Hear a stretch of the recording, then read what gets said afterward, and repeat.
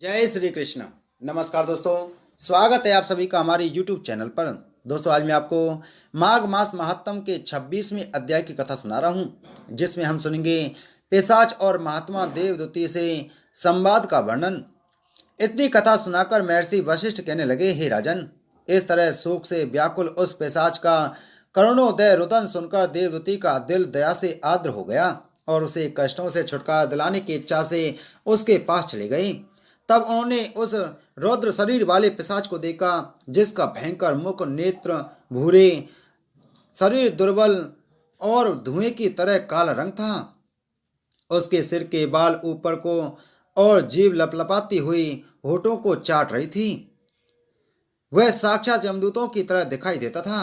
हे राजन, इस तरह उस भयंकर पिशाच को आंखों से आंसू बहाते हुए देखकर कौतुकवश होते हुए बोले, हे भीषण आकृति वाले व्यक्ति, तू कौन है और इस तरह रुदन क्यों कर रहा है?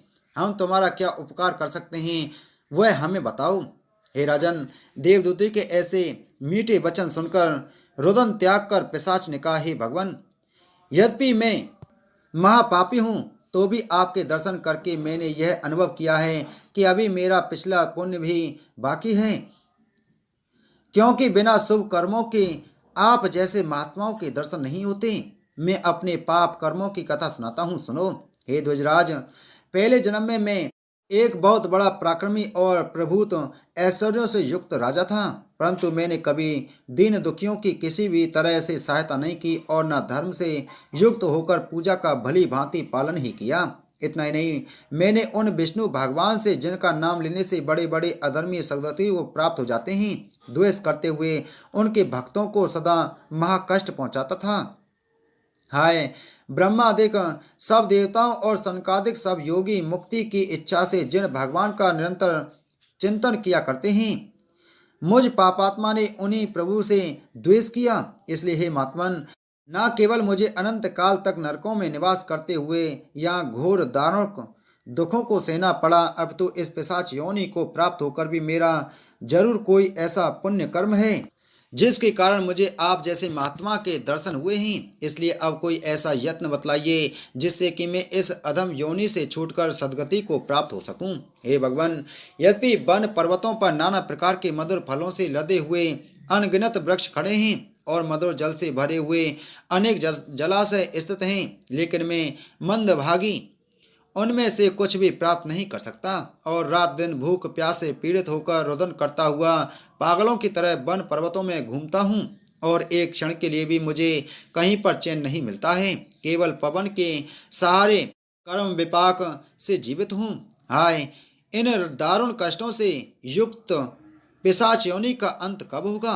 हे राजन, उस पिशाच के यह दीन वचन सुनकर वह परोपकारी महात्मा आश्चर्यचकित होते हुए कहने लगे, गति बड़ी प्रबल है, जो महापराक्रमी राजाओं को अशुभ कर्मों में लिप्त कराकर उसका भगवान और सज्जन पुरुषों से द्वेष करा देती है और शास्त्रों के जानने वाले विद्वानों को लोभ मोह आदि के सागर में डुबोकर शुभ कर्मों से वंचित कर देती है, अर्थात उन्हें अधोगति प्राप्त करा देती है।